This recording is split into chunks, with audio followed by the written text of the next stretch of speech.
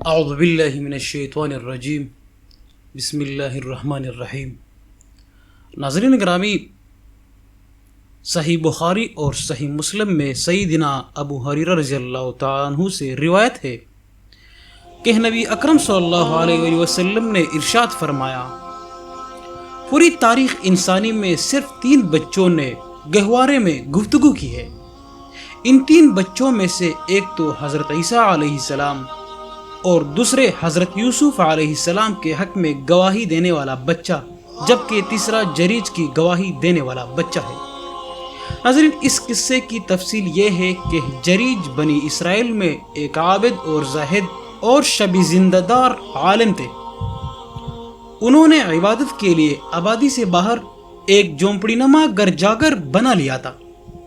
ناظرین، ایک دن وہ عبادت میں مشغول تھا کہ ان کی والدہ ایک لمبی مسافت طے کر کے ان سے ملنے آئے اور آواز دی کہ اے جریج۔ جریج نے اپنے دل میں کہا کہ یا الہی، میری ماں پکار رہی ہے اور میں اس وقت نماز میں مشغول ہوں، ماں کو جواب دوں یا نماز میں مشغول رہوں؟ بہرحال ناظرین، وہ اپنی ثوابدید کے مطابق نماز پڑھتے رہے اور ماں کو پکار کا جواب نہیں دیا۔ اس کی ماں واپس چلی گئی۔ ناظرین، دوسرے دن وہ پھر آئی، اس وقت بھی جریج نماز پڑھ رہے تھے۔ ماں نے پھر آواز دی کہ اے جریج۔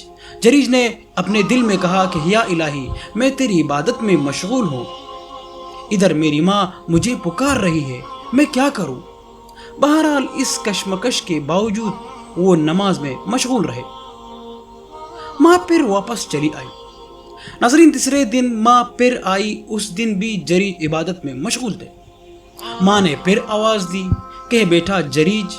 جریج نے پھر دل ہی دل میں کہا کہ اے میرے پروردگار، میری ماں اور میری نماز، اور وہ چپ چاپ حسب معمول نماز ہی پڑھتے رہے۔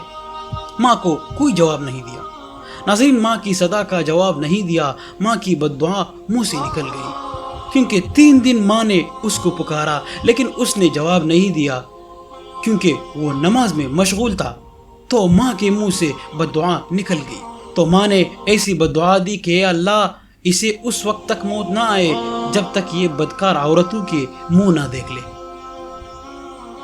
ناظرین، جریج کی ماں بد دعا کر کے واپس چلی گئی۔ بنو اسرائیل میں جریج کے بارے میں چمیگویاں ہونے لگے، طرح طرح کی باتیں ہونے لگے۔ وہ جریج کی عبادت پر حسد کرنے لگے۔ انہوں نے خود تو جریج کی بلندی تک پہنچنے کی کوشش نہ کی، البتہ ان کی خواہش تھی کہ وہ جریج کو اپنے بستی سے اتار لائے تاکہ وہ بھی انہی کی طرح فسق اور فجور اور فحاشی اور بدکاری میں مبتلا ہو جائے۔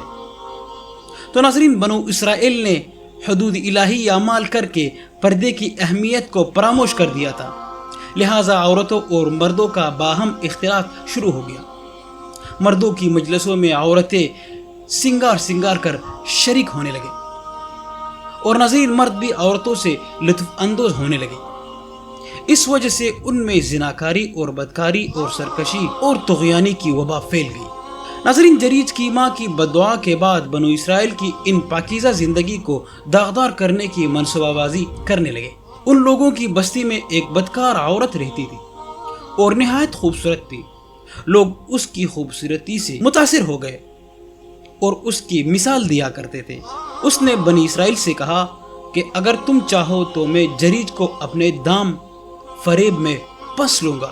انہوں نے کہا کہ ٹھیک ہے، یہ بڑی اچھی ترکیب ہے۔ ناظرین، اس فاحشہ نے خوب سنگار کیا اور جریج کی خدمت میں حاضر ہو گئی اور ان سے باتیں کرنے لگی اور ان کے اوپر ڈورے ڈالنے لگی، لیکن انہوں نے اس کی طرف آنکھ اٹھا کر نہ دیکھا۔ ناظرین، اب فاحشہ نے ایک اور چال چلی اور ایک چرواہے کے پاس گئی جو جریج کے جھونپڑی کے پاس رہتا تھا۔ اس چرواہے نے اس فاحشہ کے ساتھ بدکاری کی تو وہ حاملہ ہو گئی۔ ناظرین، جب بچہ پیدا ہوا تو اس فاحشہ عورت نے کہنا شروع کر دیا کہ یہ بچہ جریج کا ہے۔ ناظرین، بنو اسرائیل جریج کو رسوا کرنے کی طاق میں تھے، وہ بھی اسی کوشش میں تھے کہ جریج کو کسی طرح سے رسوا کرے۔ یہ خبر سنتے ہی وہ جریج پر چڑھ دوڑ پڑے انہیں عبادت گاہ سے باہر گھسیٹا، عبادت گاہ کو ڈھا دیا اور انہیں بری طرح سے مارنے لگا۔ ناظرین، جریج نے پوچھا کہ وجہ کیا ہے، تم لوگ آخر مجھے کیوں مار رہے ہو؟ تو یہودیوں نے کہا کہ تم نے اس بدکار عورت سے منہ کالا کیا ہے، تم نے اس کے ساتھ زنا کیا ہے، اب یہ بچہ تمہارا اس گناہ کا نتیجہ ہے۔ ناظرین، جریج نے کہا کہ ٹھہرو، اس بچے کو میرے پاس لاؤ۔ تو لوگ اس بچے کو اس کے پاس لے آئے۔ جریج نے کہا مجھے نماز پڑھ لینے دو۔ تو جریج نماز پڑھ کر بچے کے پاس واپس آئے اور اس کا پیٹ دبا کر پوچھا، بتا اے بچے، تیرا باپ کون ہے؟ تو ناظرین، اللہ تعالیٰ کی قدرت سے وہ شیرخوار بچہ بول اٹھا کہ اس کا باپ فلاں چرواہا ہے۔ بچے کی گفتگو سنتے ہی لوگ سخت نادم اور پریشان ہو گئے اور جریج کو بوسہ دینے لگے۔ لوگوں نے کہا کہ ہم آپ کی عبادت گاہ کو سونے سے بنا دیں گے۔ جریج نے کہا کہ نہیں، بلکہ مٹی سے ویسے ہی بنا دو جیسے پہلے تھی۔ لوگوں نے جریج کی جھونپڑی پہلے ہی کی طرح بنا دی۔